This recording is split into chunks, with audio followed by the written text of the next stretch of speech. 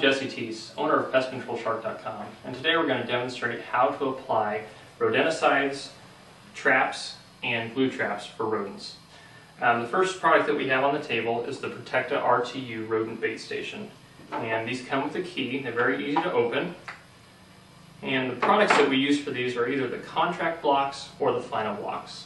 The contract blocks and the final blocks both are designed to keep the rodents outside, and if they do die inside, they're designed to dry them out quickly so that you don't have the lasting odor as if you got a regular mouse die inside. So the first thing we're going to do is just put the block inside. It locks tight so that your kids and pets can't have access to it. The only way that the mouse has access is through the entry and exit holes, so they're free to go in and feed on it and leave and then go die somewhere else. Another product that we have is the Trapper Snap Trap, and these are designed to be very safe to use in the home because with kids and pets around, they're not going to hurt them if they get into it. We use a product by Bell called Provoke Professional Mouse Attractant, and there's a little tray in the back of this trap, and you want to put the gel in that tray and then set these out wherever you're having the mouse issue. This is just an attractant only, it's not a poison, so if your pets or kids got into it, there's no poisoning that's going to go on.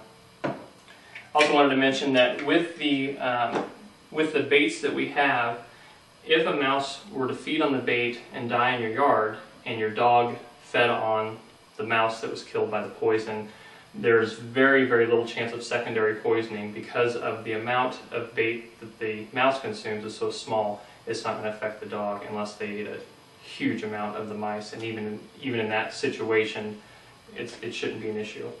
The last thing that we have here is the Trapper Max Glue Trap, and I have a couple over here, and what we're going to do is just peel off the plastic label, the plastic protective deal to keep the glue clean, and then once it's exposed, we're going to fold this up into a box, and it comes out looking like this, and you can put it underneath your sink or along a baseboard.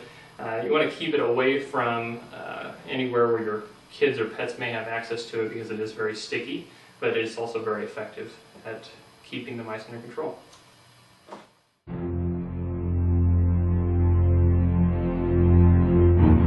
One of the areas you're going to want to put your rodent bait station in is either a corner or along a baseboard where the rodents have access to it.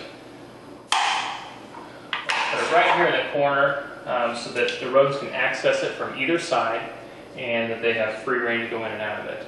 Another good tool to use here would be the glue trap, but you do want to make sure that if you're going to use it in this area that kids and pets don't have access to it.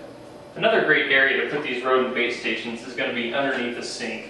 There's usually a lot of access for mice from where the drain pipe goes out to come up in that area. So what you're going to want to do is take your bait station, push it back in the corner so that the mice have access from both ways. Now what you can also use is the snap traps with your attractant.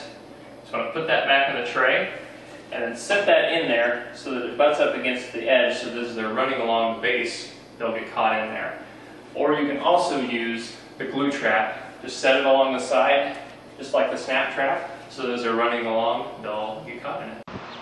After you put the block inside of the bait station, make sure it's locked securely. Then you're going to want to put it up against the home where the soil meets the house. This is the most common area where the mice are going to be trapped.